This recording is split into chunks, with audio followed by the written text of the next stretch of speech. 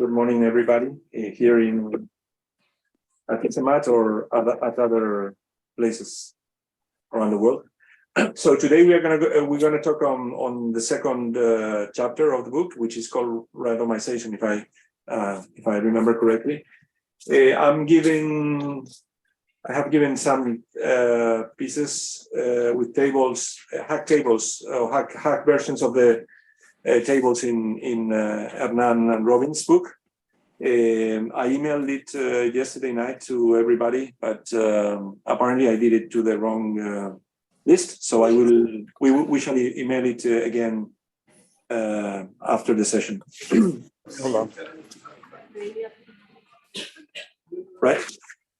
So I've done a quick because it's been like 2 weeks since Roy gave the first session. So I've made here a brief summary of what we did like 2 weeks ago to recall some of the notation and the things that we're gonna do.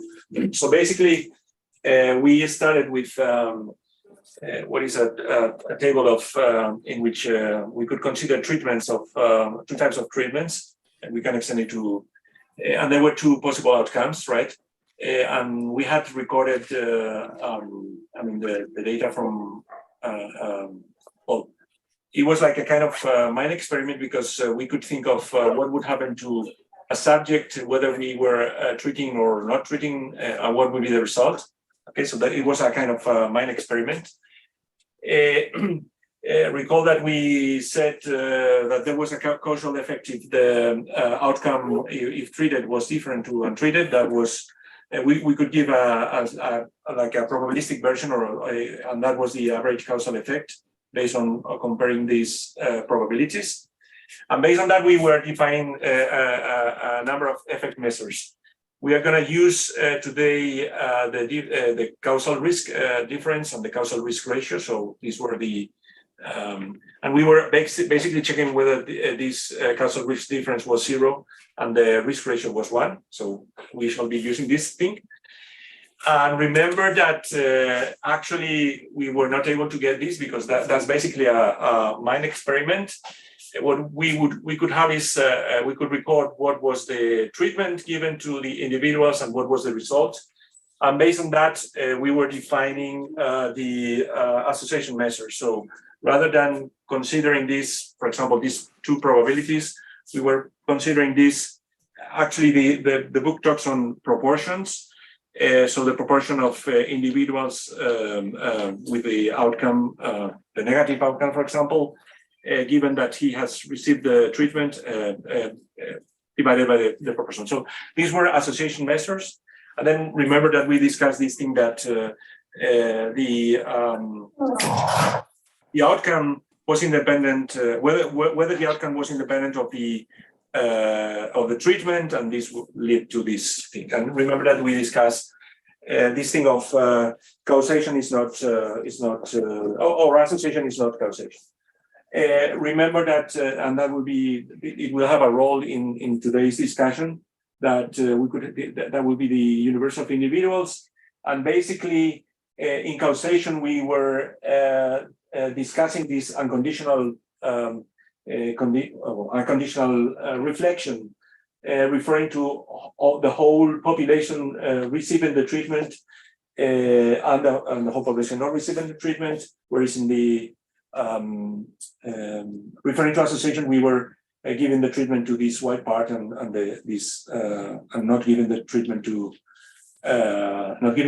the marked part, and therefore we were considering this kind of conditional properties. So that's what Roy explained, and I'm gonna start at this point. So if you remember, we were basically saying.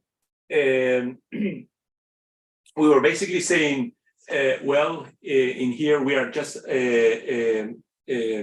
observing what are the treatments and what are the results of the treatments, but and therefore we can, in principle, we can only give association measures. We would like to give this. Can we somehow go ahead? Right. So that's the point. Yeah. Do you know if it gets very complicated when you have more than 2 outcomes, or is just basically generalized? It's a generalization. Yeah. I mean, you could, for example, do pairwise comparisons, for example. I guess you can do it also in a continuous variable. Yeah, and in a continuous. Yeah. So that was the question, and the answer is that the answer that we're gonna focus on today is that the answer is yes when we do randomization, right? Okay. So basically, that's what we see today. Okay. Yeah, I didn't pay Cesar for this little mind experiment. The experiment is suppose that I'm asking you whether somebody, some idiot like me, looking up in the street, whether this will cause somebody to look up in the street to the same place. I just did this experiment, and suppose that I'm doing this. I'm asking Cesar, could you check this for me? And this is actually a causal experiment, right? So there's a cause, which is me looking up, and the effect would be you looking up, right? And well, in principle, it looks like a difficult question, but Cesar is a pretty clever guy, and he could come with a solution based on randomization. So I flip a coin. I'm in the street. I'm flipping a coin, and it comes heads. I look up and check whether the person. What was your name? Sorry, Ramon. Ramon is coming, and we check whether Ramon is looking up, right? If he comes tails, I don't look up, and we check whether Ramon is anyway looking up, right? So we could randomize this.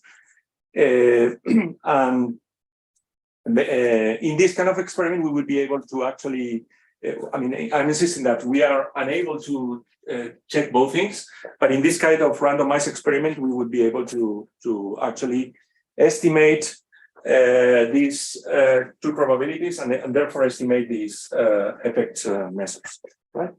So the key idea is this kind of table. So we were saying that that's the kind of data that we are able to get. But if we think a little bit and we expand it, we can actually, I put a question mark. This, in my case, so I received no treatment. I received no treatment. I am still alive. The outcome would be this, but this I'm not able to I'm not able to record it or to get it. So I have this missing data. So that's for the whole cases or the whole population.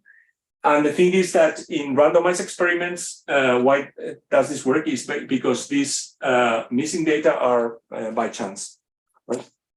And based on that, we shall be able. We shall discuss that we are able actually to assess those quantities. In principle, we could think that we are only able to compute these kind of quantities, but in randomized experiments, we are able to estimate those things. Right? To consistently estimate those things. Right? So that basically that's the story. That's the whole story. Okay. Any comments or questions? The experiment, actually, the experiment that I just made is not randomized. It's an observational experiment, and that would be the issue for chapter 3. Right? That's we'll do this. So the thing is, I insist. These are the missing data. And because these data are missing by chance, we'll be able to estimate. That's the question. So I haven't fired Cesar because he's doing good work as a postdoc. So I hire him again, right? I mean, he's gonna do some experiment, and we go back to this figure that Roy explained the other day, right? So suppose that this is the experiment, and I don't know, we are gonna do whatever, and well, we are Cesar is very happy with this randomization thing, so he's gonna flip a coin, and we're gonna give, for example, aspirin to the treatment group and a placebo for the untreated group, right? This coin is not a fair coin because this is much bigger. So suppose that it's a coin that with probability, I don't know, 0.6 says that we should treat this guy, we should treat this person, and with probability 0.4, we are not going to untreat, we are not going to treat that person, right? So Cesar is a nice guy and very diligent. He starts performing the experiment, and we get some numbers after a while. Something that let's do it. Let's get the numbers. For example, after a while, he gets numbers like 5 days later. The numbers are something like this.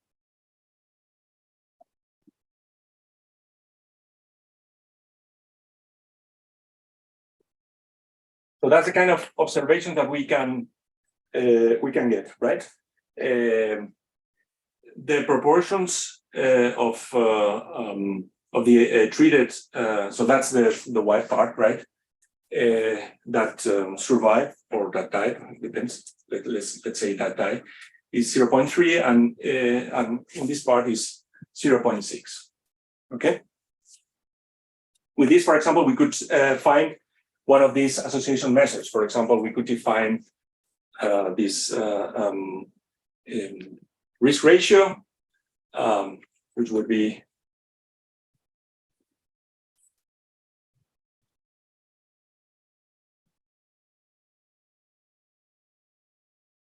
so that would be the risk ratio in this case. Now, it happens that Cesar and myself have different accents, and we use different words for some scientific. So Cesar, for example, calls this Y, and I tell you why, right? So there's some kind of miscommunication. And suppose that he had understood that these guys should be the treated ones, and these guys should be the untreated ones, right? Okay, that's I mean, these things happen, right? There's communication is not necessarily perfect. Don't get so serious, Cesar. That's a matter of life. But I mean, in a robust way, right? Pardon? In a robust way. Yeah. So it's not that every time he understands something. No. Says that because I speak so badly and so quickly, and I mean, that's a miscommunication. And maybe after once the experiment has finished, we realize this, right? Okay. So all of them have been flipped. That's what all of them have been flipped. Yeah. So it's not that in every case. Or another scenario could be that I don't know. Halfway the experiment, we realize this, but well, let's finish the experiment, right? By the way, this is that's a very good comment. By the way, we are gonna. I mean that's a part of the conditions that what is called an ideal randomized experiment. So there's no laws to follow up. There's a few conditions. So it's a sort of. So, wait a minute. So then you would just go there and just flip. Yeah. Basically, the answer is that Cesar, don't worry, no problem. No. The ratio would be the same, right? Oh, okay, because it's white. Okay. Right. Okay. The ratio. If the population is infinite. Yeah. That was a point that we didn't mention the other day, but we are gonna assume that there's millions of people. It's a little misleading because I'm assuming that basically A equal to 1 now is read as A equal to 0, and A equals to 0 is read as A equal to 1. Yeah, but the probabilities so then you have the reverse probability. Yeah, but the probabilities would be the same. I mean, yeah, they are the same, but then that tells you that you are able to say that there is some causation, but you are not able to say which type of causation? Because you have this ratio, which is different to whatever you would expect. No, I mean, the technical thing is that these are exchangeable. So there's some kind of independence, right? And therefore you can preserve the probabilities would be the same.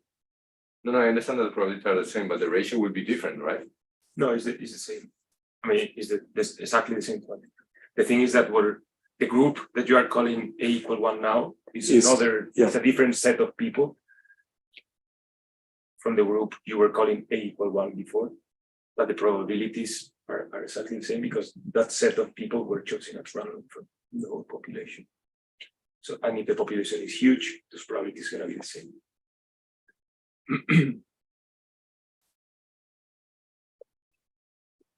Yeah, it could be like, now you can say like the probability of having the outcome, the desired outcome, when A equals 1 is half the probability when A equals 0.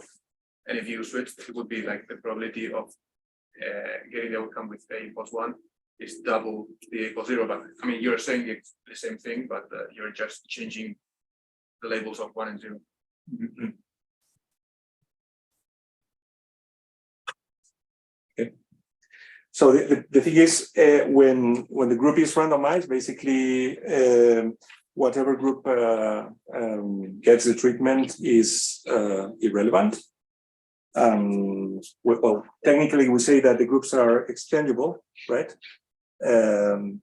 There's another use of exchangeability in probability and statistics, but that's certainly different. And basically what we say is that there's a condition which says that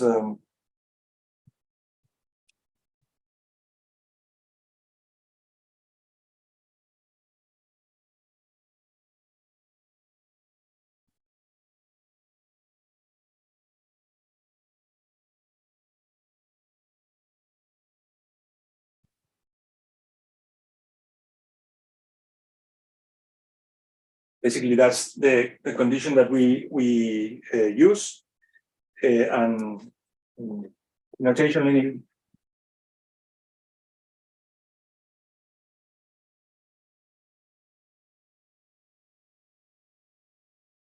that's the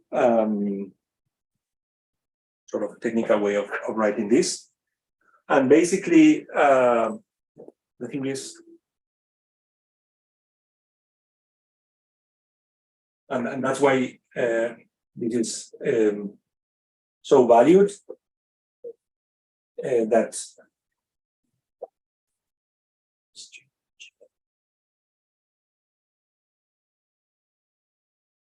randomization implies exchangeability, and that's why this is valued in this paragraph. Okay.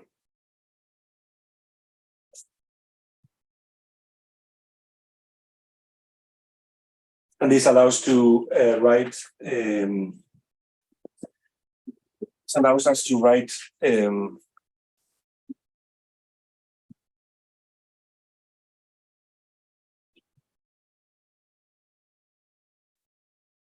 So that's the core thing and the most important thing, because this, in principle, this is not observable or not computable or not cannot be estimated, but this can be estimated, right? So this is observable, and through this we get whatever. And then based on that, all the measures that I just put here, 2 of them, but this could be computed or estimated, consistently estimated, right? That's the important part. Okay. So one important thing to discuss and analyze, I mean, if you want to think or read it in the book, one important thing is this is the one that is of interest to us, and actually this is related with the comment that Juan just made. This doesn't or this doesn't imply this. So exchangeability doesn't imply that the outcome is independent of the treatment, and exactly what you expressed before. There could be examples in which the treatment implies it has an impact over it's a cause of the outcome, and that would be a counterexample for this. But if you have time, that's a quite important point, and if you can read it in the book, we can discuss it the first day. Now, that's part of the table, the play that we do on the table. And the thing that we ask now is whether table 2.1, which I just distributed here, and well, you can get it in the book, and we are going to email it afterwards, as I said, whether we can, based on the data that we get, whether we are able to determine if the experiment that we have included, that we have made, or just by reading the data, whether this is exchangeability conditions follow, right? And what we have done, what we do in this is complete. Assuming that you know this, complete the table, so complete the missing data, and try to make the computations to see whether this checks. So what we have done is completed this. For example, in this case, so we would replace this by a 1, right? Let me put it like this. In the case of Roy, we would replace this by a 1, right? Etc.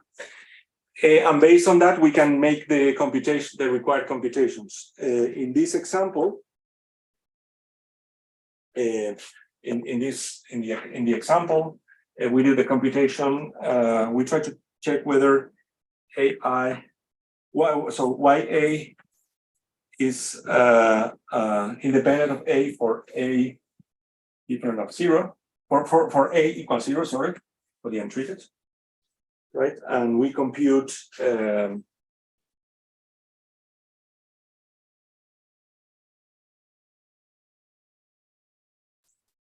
this quantity, these two quantities.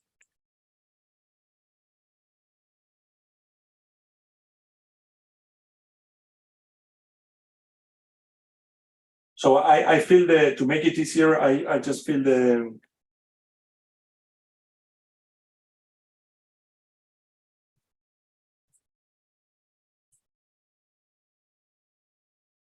I completed the tables in the papers that we distributed, and we just need to count.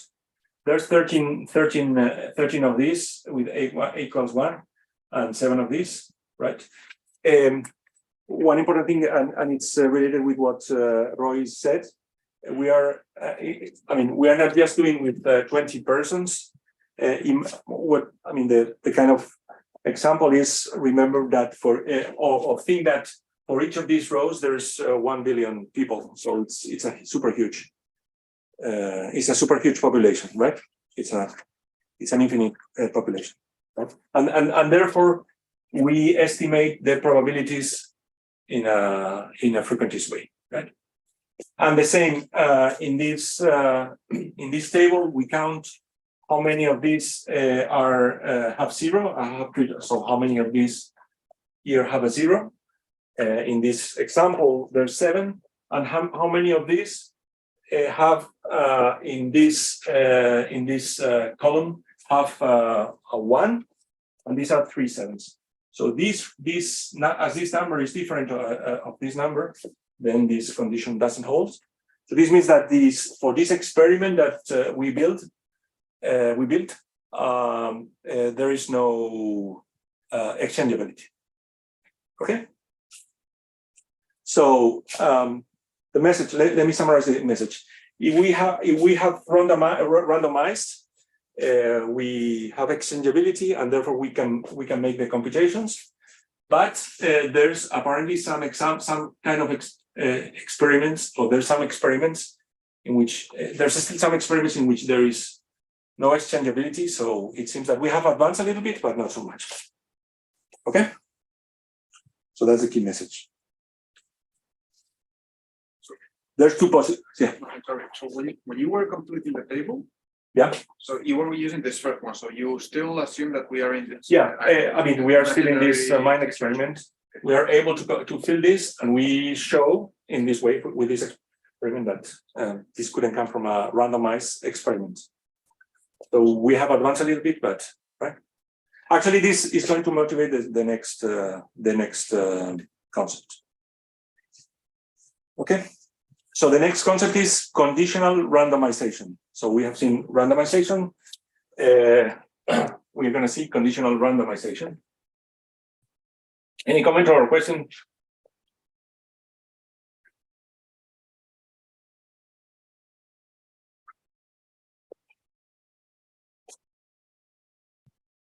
Okay. Right. So we're going to do conditional randomization.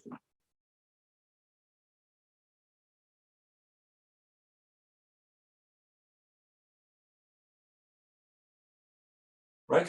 And for this, we're going to refer to this table. This kind of table, I mean, I just completed a little bit here.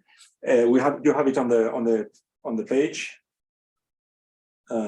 Is the one which is called here 2.2, and it's also in the book, right?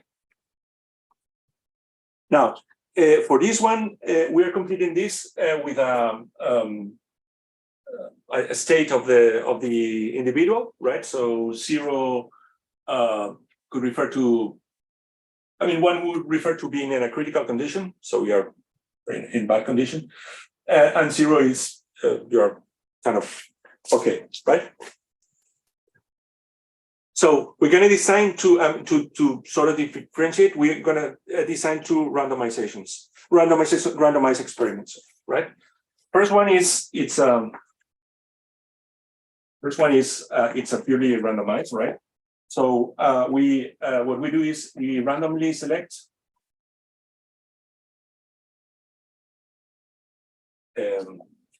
we don't need to put 0.5, so say with 65% with a coin which is unbalanced, and I don't know, heads treat, if tails do not treat. Okay, that's a standard randomized. It would be exchangeable, etc., and we would apply what we have been discussing. We can use association measures to consistently estimate effect measures. So we are in business. The second design, and this is going to be a conditional design, and will motivate the example of the concept of conditional randomization, will condition on this condition. The condition on this state, right? So basically, for example, one example could be if you are in non-critical condition, I'm going to flip, for example, select. I flip with a fair coin, heads treat, tails not treat.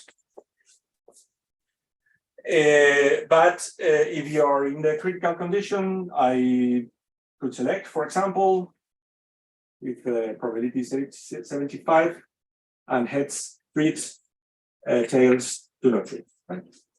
So it's conditional. It's randomization, but it's conditional because I'm conditioning on this state of this variable n. Okay. So for the first one, which is, by the way, it's called marginal randomization. The theory applies as before. They are exchangeable, blah, blah, blah. We do the same. For this one, which is the example of the design, which is conditional randomization, we need to work a little bit. I mean, apparently we cannot do what we did before, but there's a way. There's another way out, and that's pretty good.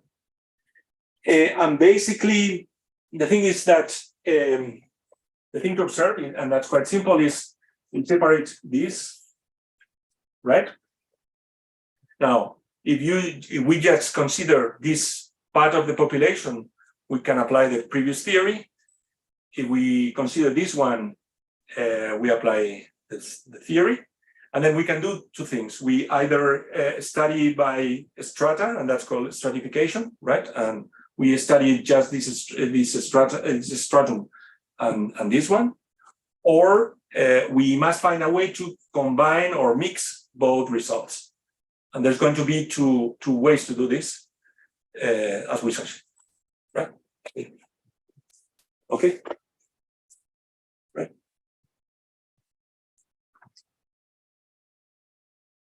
Okay. Right. Now the concepts of exchangeability and are translated to this part, to this conditional part, and we talk about conditional exchangeability. So the experiments are exchangeable given the. So we have a conditional exchangeability, right? The conditions are something like this. Probability of A. That's that would be as before, but now we introduce another conditional thing. Okay. That's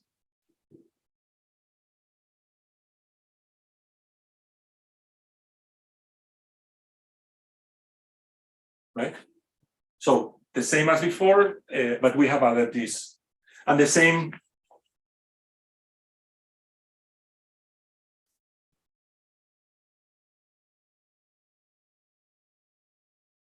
The same.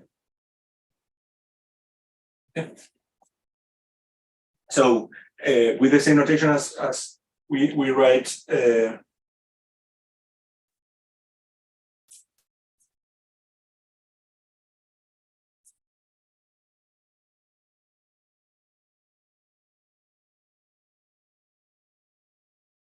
or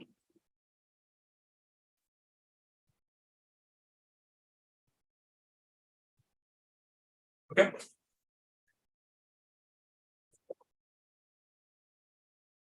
Right.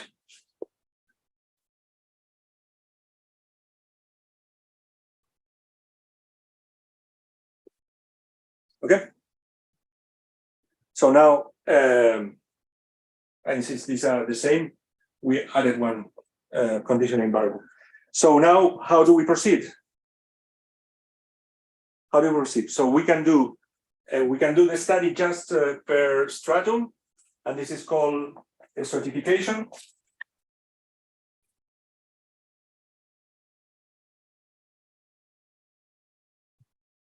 Right?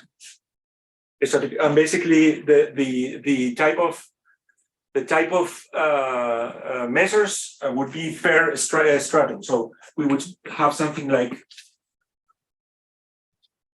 we would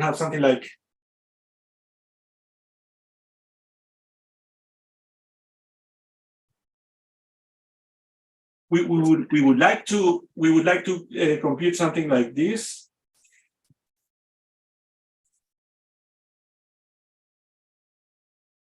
So that would be the causal risk ratio. That was the causal risk ratio, but now we condition on the first stratum. Okay.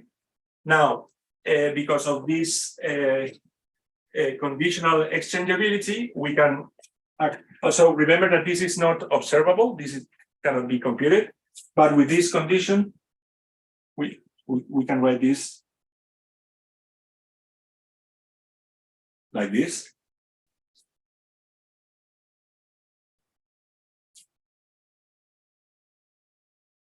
So, and if you remember, this is the same. It should be somewhere. I don't know, but I mean, it's the same. If we remember if we remove the conditioning on L equals 1, we would have the same estimation as before. It works, right? And the observation is that this probability is consistently estimated by this one through this one, and the same by this. So this wasn't computable, and this one is observable, and it can be consistently estimated. So therefore, you have that. Okay, so we do this for stratum 1. We do the same for stratum 0, etc., etc. Right. By the way, this is kind of old idea. If you have read the exams for the National Statistical Institute, which are going to happen briefly, so this concept comes from stratified sampling, etc., etc. So that's kind of old. Okay, and we would do the same for the stratum 0 or 3 or 4, as Juan was mentioning before. So we would do the same. Yeah. I'm sorry, just to have it clear. This equality, you can only set it because you have randomization, right? Because we have randomization, but on each of the on each of the stratum. Yeah. Okay. So randomization at stratum 1 entails exchangeability at stratum 1, right? Which was somewhere there. Yeah. And therefore, so it's the same kind of thing. I remove this, and I remove this, so it's the same kind of thing. There are like 2 steps there. Yes, because of conditional randomization, you can put A in the right part. Yes. You can add this because it's independent of A because of conditional randomization. And then using consistency, which is the thing that comes from the first chapter, probability of Y counterfactual even A = 1, condition A = 1 is the probability of the observation, because under condition A = 1, the counterfactual is equal to the observed thing. So you're using like the 2 properties, conditional randomization and consistency. And those are the ones that you have to play with in most of the books. And also a third condition, which is implicit, and what I mentioned before, is the infinity of the population, etc., etc. Right? I mean, with 20, it's actually we could do it in a Bayesian way very nicely, but that's for For the future. That's for another day. Okay. So we can do this for each stratum, but we want to do it. How much time is? It's 20 minutes left until 1:15. Okay. 20 minutes left. Right. It's 5 to. So yeah, I'm doing pretty well. So we can do this, but we would like to do it for the whole population. So there's 2 strategies at least. And let's do the first one. And actually, both strategies come also from sampling, or from sampling theory. So the first one is called standardization.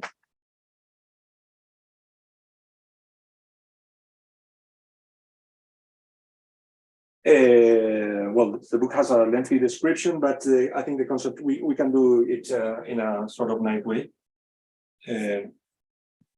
So remember, for example, we want to compute the risk ratio. So that's our objective. That's the risk ratio with the counterfactuals, not observable, right? But the trick that we use is actually quite natural and quite easy. This is I mean, for this we need to estimate this guy and this guy. The first guy is, sorry, this woman and this woman. So the first woman, I'm telling this for you can tell it to your wife, right? Afterwards, she's in charge of the woman gender, whatever at the institute.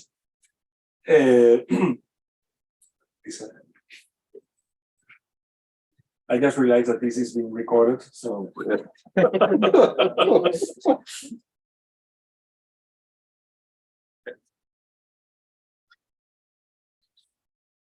right? So this is a sort of a first year improbability thing that we put to our students. You put it to your student, right? Something like this. So this is just in English is the total probability of total. Yeah, right. And now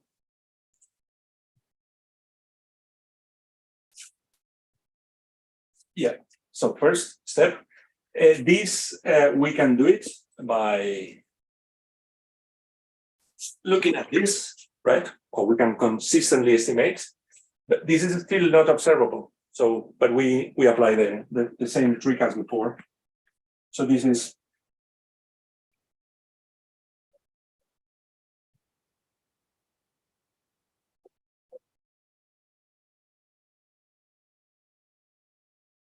okay.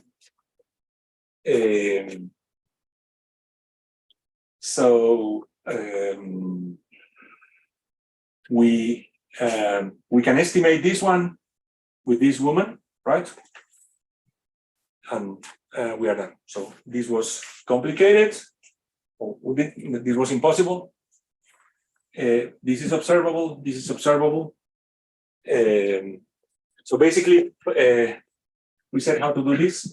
For this one, we just need to go to the rows which have we just need to go with the rows which have the L value, and that have as well the A value, and then we basically count the number of ones in this column, right? And assuming that it's a super huge population, I mean, we then divide by the number of. So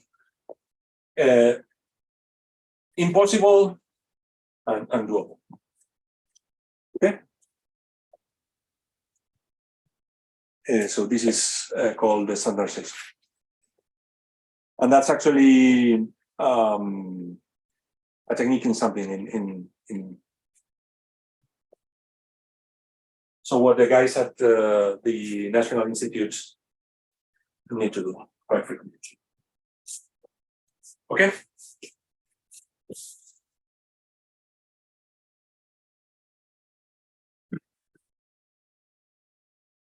The second method is inverse probability weighting.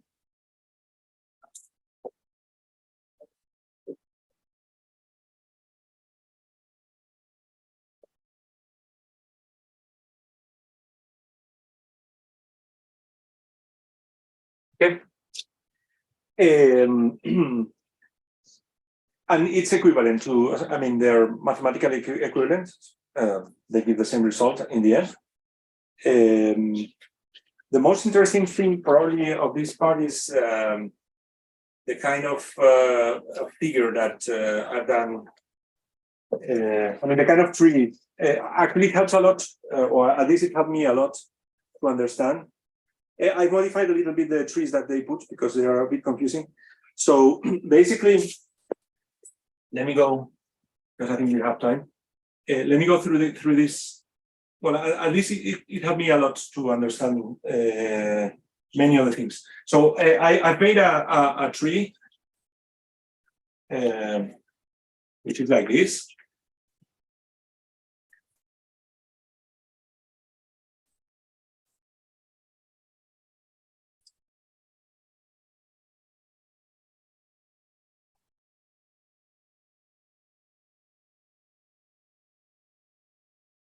Right. So basically, this is without the condition, without the critical condition, non-treated, treated, and this is alive and dies.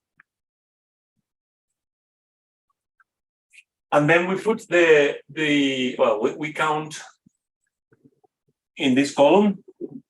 In our case, it's on the table that I marked. And we count the number of persons. 3-1, 3-1, 1-2, 3-6. Okay. And then here we put the probabilities of various branches. Basically by counting. Again, assume that this is a super huge a super huge population. So we do, for example, the probability of L equals 0 is 8 divided by 20, right? So I put it here 0.4, 0.6, right? We can compute the probabilities. Here is the probability of A equals 0 given L equals 0. We count, and this is in this case for 8, which is 0.5, 0.5, 0.5. That, by the way, this is it was the probability, of the coin that we were using, and similarly here, 0.25, 0.75. And the same, and finally, we need to compute or estimate probabilities like this one for the last branch, which is again 3 out of 4, which is 0.75, and we put it there 0.75, 0.25.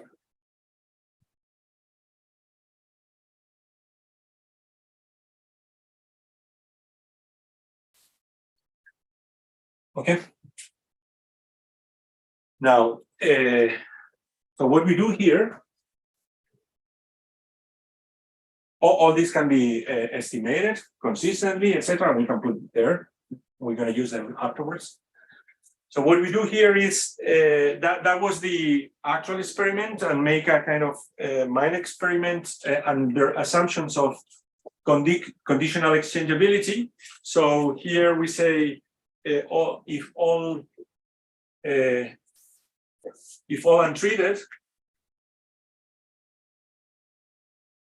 untreated, so this means A equals 0, right? If all untreated, so this was 0, so this is A0, this is A1. So basically, and this is A1, this is A0. So basically it means making all this 0 and put all the rest up here, right? And taking into account the consistency, etc. So this will lead to a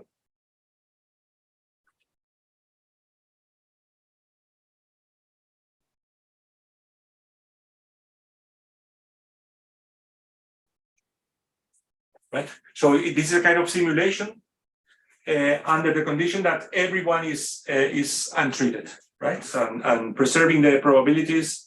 That would be. So A equals 1, that's another subpopulation, all treated.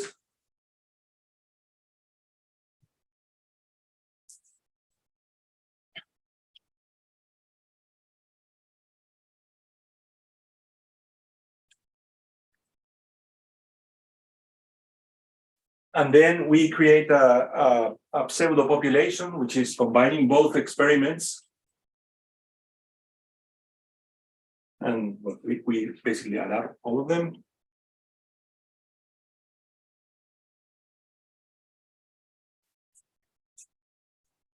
Right?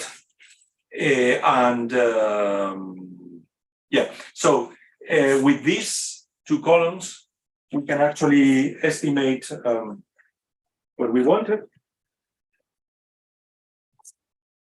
So so we remember that our objective was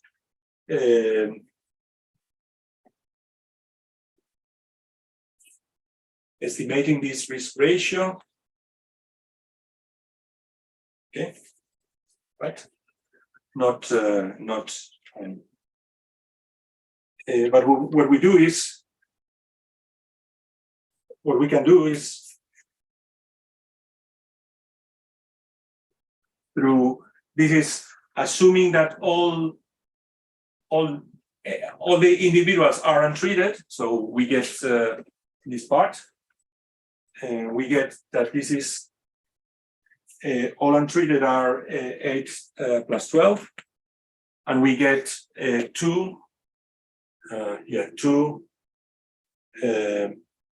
plus 8. So that would be 10 divided by 20, 0.5. And similarly, we would do it. Now, why this is called inverse probability? You can think that this, think for a moment of these 4 guys, 3 plus 1. This gets converted into 8. So this 4 goes to 8, right? And 8 is 4 times 1 divided by 0.5, right? So 8 is 4 times 2. This is 1 divided by 0.5. And this is precisely the probability that appears here. And that's why it's the inverse probability. Okay, that's the reason of the name. So basically, you can prove. Well, you can prove, or you can read it, that this method is equivalent to this method. And one thing is that since they are conditional on L, a technical term that we shall be using later on is that we are adjusting for L, just for L. Okay. And basically that's the thing. Now, the chapter basically says we have randomization, whether it's marginal or conditional, and we have the methods. We have inverse probability weighting and standardization for the case in which is conditional. So why don't we stop studying? I mean, the book or the study of this could stop here, right? That's what they say. But the thing is that randomized experiments are sometimes are unethical, or simply they are not feasible, etc., etc. So there's a few reasons in which you cannot undertake a randomized experiment, for a number of reasons, and therefore we need another type of solution. And actually, the best, a not so bad solution is the next chapter, which is on observational studies. The study, the little experiment that I did at the beginning of this, and only Cesar looked up, that would be an observational study, right? And that's what we're going to talk next week. Okay. Yeah. There's like 5 minutes before. Yeah. So the plan is so next week we do it online. Yeah, important. It's the 23rd, and your son is almost coming back for the. So we do it online, and then when we come back, Simon is doing chapter 4, Chema is doing chapter 5, and I'm doing chapter 6. So then we'll need volunteers, or we will randomize for the next volunteers. Do we need to do it next week? It might be that we can just move it to the after Christmas. Whatever. Just in case some people cannot. Then I don't know. Maybe it's pretty long, and otherwise, the book's pretty long, and you're going to the US. Maybe in January. In the US in January. So you want to take advantage of his wisdom. let's say, okay. We're excusing. Yeah. Right. Before I have 3 minutes left. I'm going to explain. We in parallel we'll start after the. David, can I ask a question? Sure. This is a sort of philosophical question from this chapter. So it seems that this chapter is telling you that randomization leads to causality. Transcends. No. So the randomization allows you to estimate whether it's causality. Because randomization allows you to estimate this in a simple way. And then you decide when you say that if this is one, there is no causality. If this is different to one, then there is causality. Right, but somehow it is because you have randomization in a population that you are allowed to infer causality. In some sense. To estimate whether there is causality or not. which is funny. I was thinking now because we are a randomized population. Because of We the are. a randomized population because of the genome. Yeah. Our genome principle is randomized from our parents. So I wonder what that implies in terms of causality. So we are some sort of experiment where, because we've been randomized. Well, just think of cells, for instance. Cells are also randomized experiments, and you could think that somehow population of cells is able to infer some sort of causality in the environment just because they have been randomized. Right. That's why I said it, philosophical question. Well, I mean, don't you find it in a sense paradoxical that because you have randomization, then this allows you to talk about To causality? compute. Yeah. Maybe you need your treatment to be randomized. So in your cells or genes example, that would be you have to think of signals the treatment. signals or If the treatment is randomized, causal effects are identifiable with observation. I don't know. I find it fun. Yeah. Well, that's for Christmas. Yeah. Sorry about Yeah. Yeah. I mean, any questions or? If you're going to write, can you write bigger because we lost the auto track Okay. for some reason? No, it's well. Actually, I can do it with right. So as I said, we're gonna start. We're gonna use a data set that we've used for other projects. Well, actually, basically it's on CVDs, cardiovascular diseases. So we have a bunch of variables, and the sort of major interest would be, I mean, we can study I mean, there's tons of projects that we could do it, but what would be the impact of physical activity on health status? And basically, so originally we had this data set. We added a few of socioeconomic and cultural and educational variables. Some of them we'll remove. We have removed, and basically what we shall do is, I mean, take a sample from this, a random sample, and perturbate a little bit the data because it's kind of confidential. And the idea is to sort of start playing with this kind of data, and maybe some interesting ideas come up. We've done like 2 or 3 papers on that, but not applying causal ideas. So maybe some kind of collaboration starts through this data. And once we sort of find out something interesting, we can actually go to the real data set and do it with the data. But we'll prepare the data sets. Cesar will do the. We'll do the. I'm joking. We'll do the data sets over Christmas, and we can start discussing it next after Christmas. And any questions or comments? So I do have a question still about the lecture, if it's okay. Sure. So here, when you were building these 2 like universes, these 2 different universes, yes? Yeah, it's a kind of simulation. Yes. So this example was kind of easy because when you have L equals 0.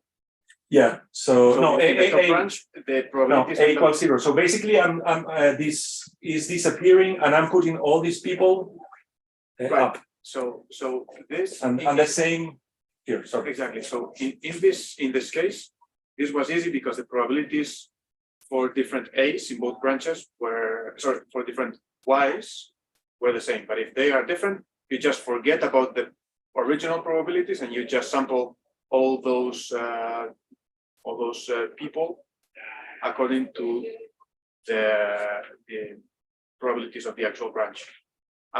The probabilities of the Y's are going to be always the same because of conditional randomization. Yeah. Here. That's because of Yeah. conditional Yeah. randomization. Exactly. Okay, But the probability that you get out Y equals 0 or Y equal 1 in this example is sort of contrived, which is same thing I think he's saying.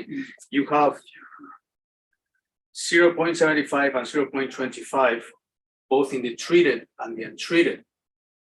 In the upper set of four Yeah, yes. numbers, but that need not be the case. No, That's what actually explains that they get a 0.5 and 0.5.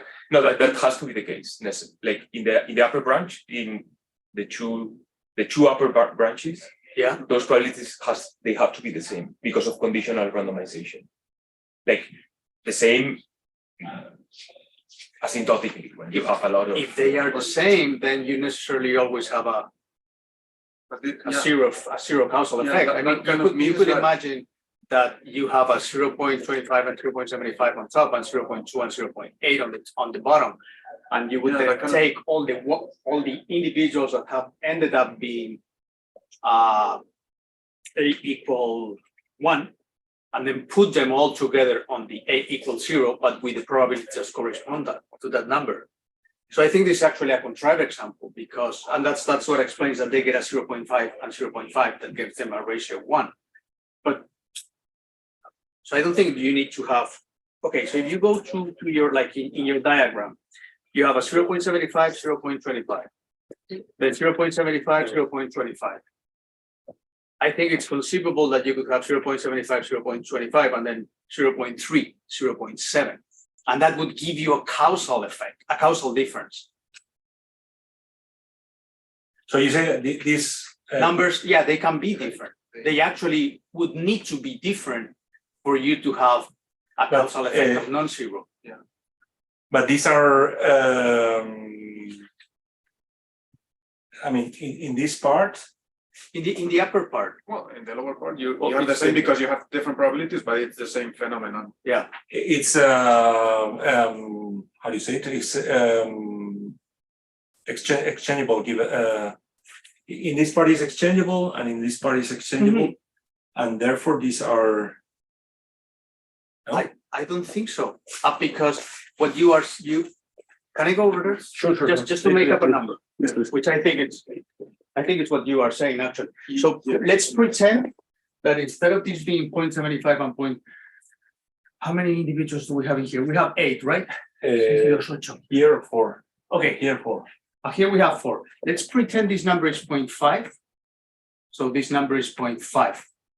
That could actually happen. That would mean that when you have been assigned to the L0 group, and then you have been randomly assigned the A equals 1, then you have here, this would be instead of a 2, this would be a this would be a 2. And that would give you actually a causal effect because Yeah. Sorry, I was wrong. Like what cannot happen is like because there we are representing the outcome. exactly Yeah. we are If it is representing a the outcome counterfactual here. outcome, those have to be the same. Oh, but the thing that I find But for the confusing outcome- here is that this is the actual outcome. Yeah, but this is because I guess this is an example where there is no causal effect. Right, but that's, I find that to be I mean, but Sort you can use the same methodology if there is actually a causal effect. right. So which is what you were saying. You would then go over here and say, these 4 individuals, move them over here and then multiply by. Yeah. Which would give you. But It gives you 62. Yeah, would this be exactly that? Okay. yeah. But the weight depends not on those 0.75, 0.25 probabilities, but in the others, in the 0.5. In the Right. ones that are in the left, Yeah. Okay. on those. The weights are the inverse of those probabilities, which is the probability of receiving treatment condition on L, on the group you are. Those are the weights. So you are using now the multiplying by the inverse, by the weights. Yeah, by the inverse of by the weight To get the inverse of Yeah. Yeah. But I was thinking about like taking the individuals and then sort of like moving them on top and then multiplying by those probabilities, which of course comes out to be the same. Yeah, exactly. Yes, okay. Indeed, those weights, which is the probability of treatment given L, are what are called propensity scores. And you have to multiply by the inverse, like in inverse probability weighting, you multiply by the inverse of the propensity scores. Those are the weights. Yeah.